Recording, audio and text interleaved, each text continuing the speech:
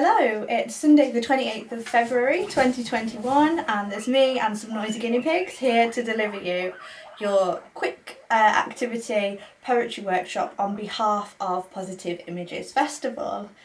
So thank you to everyone who watches and supports these workshops, and thank you to Positive Images for putting them on.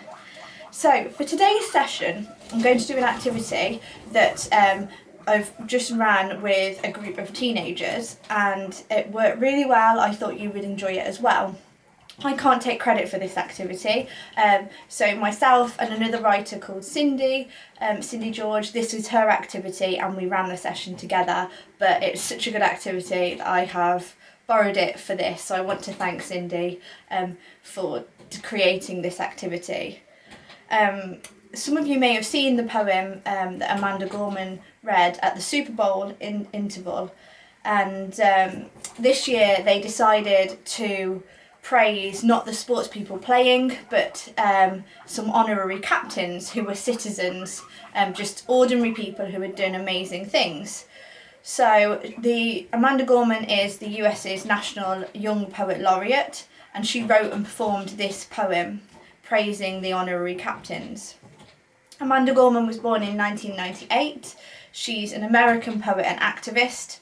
She was the first person to be named the National Youth Poet Laureate.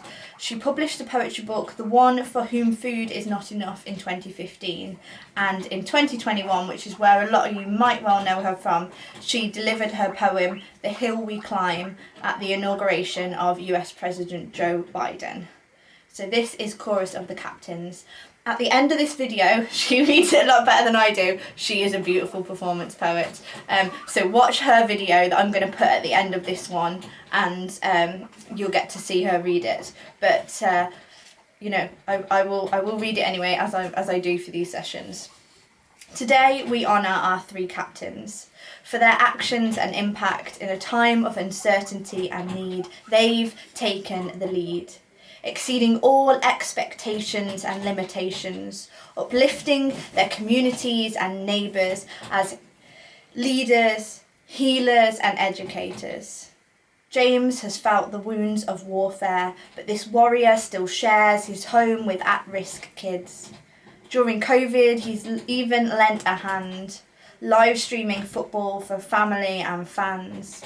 Trymaine is an educator who works non-stop, providing his community with hotspots, laptops and tech workshops, so his students have all the tools they need to succeed in life and school. Susie is the ICU nurse manager at Tampa Hospital. Her chronicles prove that even in tragedy, hope is possible.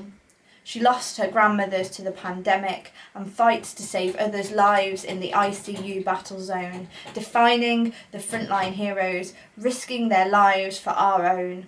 Let us walk with these warriors.